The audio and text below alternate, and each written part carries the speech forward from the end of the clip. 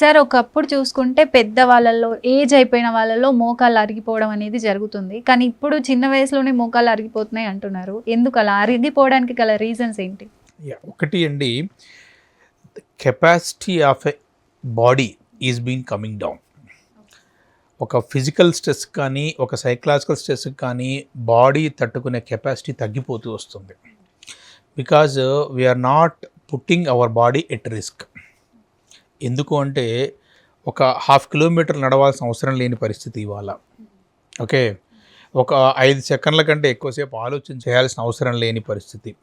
దేని గురించి కూడా మనం ఏమైతే అంటే ఒక సిచ్యువేషన్స్ మనము ఫేస్ చేసే సిచ్యువేషన్స్ ఎట్లా అయిపోయాయంటే ఈజీ అయిపోయాయి అన్నమాట. సో దానివల్ల ఒక అన్కస్టమర్డ్ యాక్టివిటీ వచ్చినప్పుడు బాడీ తట్టుకోలేకపోతుంది.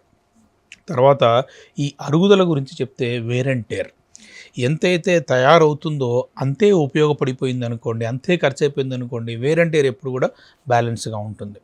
మనము అరుగుదల అనేది ఎప్పుడు వస్తుంది అంటే నెగిటివ్ బ్యాలెన్స్ ఉంటే వస్తుంది. ఎప్పుడు మనము ఎక్సర్సైజ్ చేయకుండా బాగా బరువు పెరిగిపోయి సప్లిమెంట్స్ వాడకుండా హెల్దీ లైఫ్ స్టైల్ లేకుండా ఉండి జాయింట్ని ఎట్లా పడితే అట్లా వాడేస్తే ఏమవుతుందంటే అప్పుడు అరుగుదల అనేది వస్తుంది. అది ఏజ్తో సంబంధం లేదు. ఈ ప్రిన్సిపల్ ఏ ఏజ్ వాళ్ళు వాడితే ఆ ఏజ్లో వచ్చేసేస్తుంది. 65-70 ఇయర్స్ ఉన్నాయి, హెల్దీ లైఫ్ స్టైల్ మెయింటైన్ చేస్తున్నారు, వాళ్ళకి ఏ ఇబ్బంది లేదు.